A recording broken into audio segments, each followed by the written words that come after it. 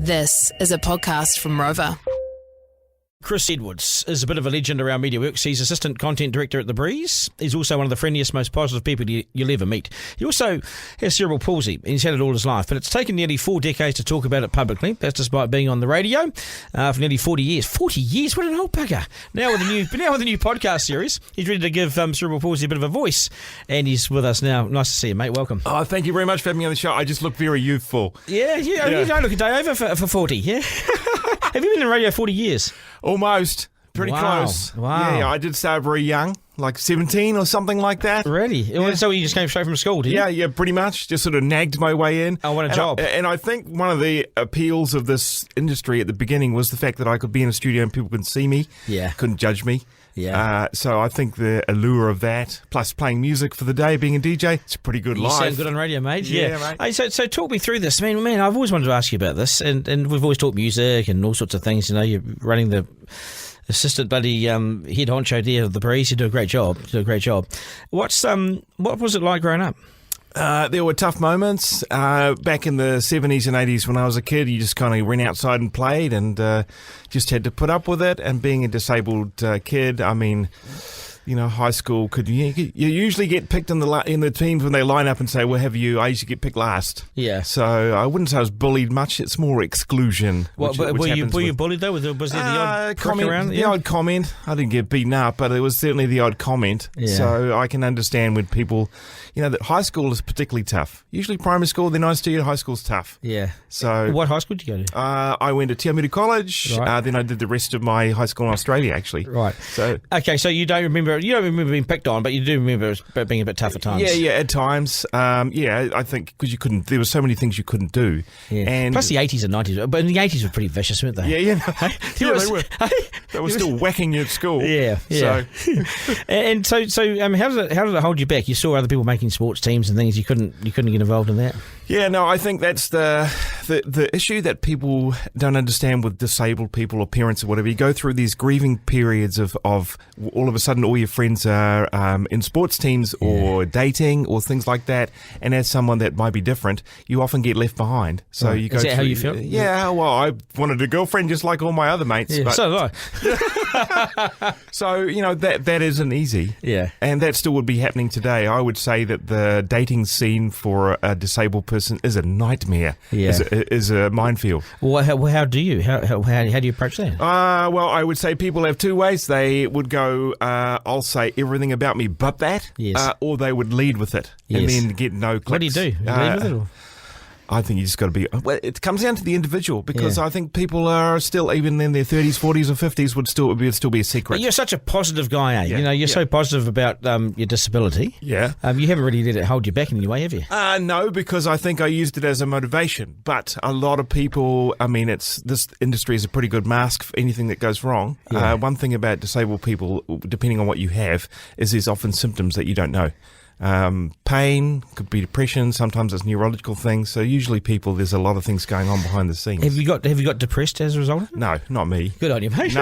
No, that's not my thing. Yes. But I definitely have had some physical pain, back issues a couple of years ago, that kind of thing. Yeah. You know that 1 in 4 people would be affected by mobility or disability? Yeah. Is it 1 in 4 in New Zealand, is it? Yeah. When you get a hip replacement, Duncan, you'll be moving into the mobility. I've actually got a dodgy knee. I think I've got arthritis in my knee. There you go. It falls apart. So how well set up are we in New Zealand for disabled people? Like, you know, in this company here, it's pretty good. It's pretty good, I think. This building is pretty good. Yeah. Sometimes when people come to studios with microphones, they can't get them low enough. Yeah. That's an actual issue. These seats, are shocking. Not good for the first person who came in about this podcast, he said, this seat is not built for people with mobilities. We had a tetraplegic in here, and it clearly wasn't no good there either. Yeah. But how is the wider sort of city CBD and sort of the country really? How's New Zealand set up for disabled people? I think it varies wherever you go. The further away from the metros, it would be more difficult in terms of care and that kind of thing. I think that also funding was in the throes of putting this podcast together. Funding was right at the heart of this, and I had a lot of off-air conversations that weren't recorded about about people that deal with funding. So I put it down to a few things. One, that I thought 800 and something was a lot of money, but I would say that the governments haven't ratcheted the need up as the years have gone by. So how does funding look for disabled people in New Zealand? It depends where you are. Some people are fine, but I think when they made those cuts, that was tough on how big are the many cuts? How big are those cuts? I couldn't put a number on it, but when they just cut it off like that, that was massively. This was last year. Yeah, that was massively impacting on so many. They just cut so many different areas. Did they? That they had all kinds of things that just didn't continue. Right. And you felt that you saw that straight away. Straight away with the guests that came in, because I haven't asked for funding, I couldn't specify anything that affected me. But there were caregivers that had less hours. I tell you what, there is a lot of people that do a lot of good work out there. It's bloody miserable taking hours off caregivers who help disabled people. I mean, can you get any lower than taking hours off those people? Yeah. Is there anything lower? No, it's hard on them. I'll tell you, let me give you a couple of scenarios as why the government needs to think about it in a wider area. For example, if you looked after your disabled child or adult and you did your back in, so you'll eventually end up in the hospital system. The healthcare system always ends up at the end of the road, so you end up in ED or something like that. If you've got, people in wheelchairs sometimes pop their hip, so that ends up in the hospital system. If they had more community physiotherapy, you need more primary care for the people. This is the stuff that happens that always ends up. So when they think about funding numbers, if it doesn't move with the population and the amount of people, then it always ends up in the health system, which actually costs more. Yes. So there's a couple of other areas too that's worth mentioning, Duncan. Is one, management of it, because the way they stopped it like that was crazy. But two, the abuse of it. And there's always abusive systems. So we know that, don't we? There's always abusive systems. Yeah. I'm not saying it's that most people are pretty good. Yeah. Most people are grateful, but there's always some buggers that do. So you're joining the podcasting world. Yes, so this is called the Cerebral Palsy podcast. Yep. So this came about with one of the guys at work. He's got a wee daughter with CP, so we started having conversations. Me as a parent with cerebral palsy and him as a parent of a child with cerebral palsy, and we started talking about stories. I said, mate, this needs to be told. So I started working with the Cerebral Palsy Society of New Zealand, who do a great job, by the way. Yep. Had you had much to do with them before this? None. I didn't even know. I didn't even know they existed. Come on, man. No. Look, when you're a disabled person, you've got to decide whether you want to embrace agencies or organisations. And you didn't? No, nothing to do with them. I got asked at about 15, do you want us to help a job? Do you want to join our soccer team? Like, no thanks. Do you want us to, you could wear they asked me once if I wanted to wear a thing on my head that could help me with a typewriter. I said I could do it with my hands. So people were just trying to be helpful. Yeah. But actually, I wanted nothing to. So I was an independent. You wanted to be as normal as possible, right? Yeah. So I can't. So this has been a little bit confronting coming back, dealing with disabled people again. I bet. Because I think I got asked by the Achilles Foundation once, who do another great job, by the way. They are the people that take you over to runs, the New York Marathon, and they do it as a group. And they said, "Do you think you could do that?" And I said, maybe I could. He said, do you want to? I said, nah. But actually, the reality was I didn't want to hang out with the disabled people. Do you see yourself as disabled? Yeah, I do. Yeah. But you do forget, because, I would have, in the cerebral palsy world, I would have what you call gross motor function scale 2.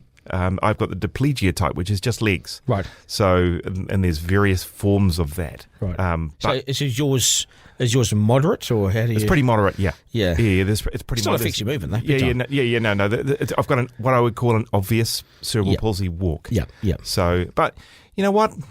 I'm grateful for the things I do have and the things I have got. And I was just listening to your mate over there with the sport talking about his new baby arrival. Yeah. When my son when I went into the maternity ward to see him born, I was petrified that he would come out with cerebral palsy. I didn't even tell my wife that. I was stressed to the max. Oh, but you worried it was going to be carried through the genes? Yeah, well, and it can be genetic. It generally isn't, because it's usually some sort of brain damage. Oh, so you went into the birthing unit that day and it was just... I looked at his legs immediately. When he came out, I was relieved. Oh, wow. Yeah, I was super stressed, and I didn't tell anyone about that. I was super stressed about that. And everything was okay? He's fine. He, as a little fella, he's 12 now, when he walked in front of me and mocked my walk, he got it so perfectly that it looked like I was making fun of a little kid. Oh, wow. So how many kids have you got? I've just got the one and a stepson. Right. Wow, that's great, isn't it? Yeah. So, yeah, it's for people listening, and it's all about the family and the far now and everybody in the disability world that are dealing with. So people. you just confront your disability and you confront other people's issues. Look, when I talk to them on this podcast, we talk about things. I talk to parents about feeling guilty. I talk to people about dating. I talk to them about symptoms. I said, what kind of things, when you wake up in the morning, what's the hardest thing? Putting your shoes on. You know, what's hardest thing for you? Yeah, putting shoes on. Same with me. Because I got a sore back. Yeah, all those things. Anything to do with your hips, when they move differently, you get a sore back eventually. Yeah. What sort of things? Like how far can you walk before you can't walk any further? I can walk quite a long way. You can walk quite a long way. Yeah. I can do all right. I'm going to do the Sky Tower stair climb in a few weeks' time. Why? Because you crazy? No, because some of my mates died of cancer, so I do it for them. 1,103 steps. It's hard for me. I was sore for 3 weeks afterwards. Yeah, I can imagine it. So, what do you have anything that you need to achieve? You want to achieve that you want to solve?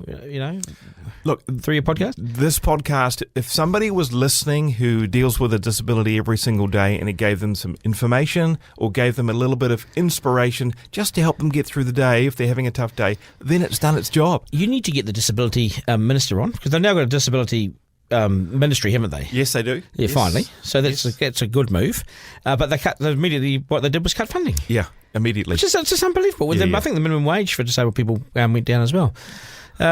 Which, let's be honest, why pick on these people? I know. Yeah, you should get the minister on. Yeah, totally. I should. But I've got doctors, athletes, mums, everyone on this podcast. We have conversations. I can ask questions that people don't ask because I can get away with it. Yeah, it interests me that you didn't really talk or address or talk publicly about your cerebral palsy until now. It's taken all this time. It's taken all this time, and I'm so glad that I've done it. It's been good for me. I've seen you around the office. You've been uplifted in many ways, eh? Yeah. It's been good for me because it just... I mean, I don't need to be reminded of it, but it made a difference. Well, I think you're one of the good guys, Kris. Yeah. One of the good guys, mate. Yeah, and I appreciate your support. I really do. No, I've always supported you. I've always seen you around, always had you on the show, and, right the way back to Radio Live days. Exactly. You're the man. I reckon you take it in your stride. You're humble, decent, positive guy. You're a joy to be around. Okay. If you want to listen to this podcast, look for the green logo. Yep. That's the Cerebral Palsy podcast. Cerebral spelt cerebral. It's got 2 R's in it. Oh, is it? Cerebral. Now you got some homework to go and listen to all mine now as well. Yeah, got it. Especially your mum. Good on you, mate. Garner.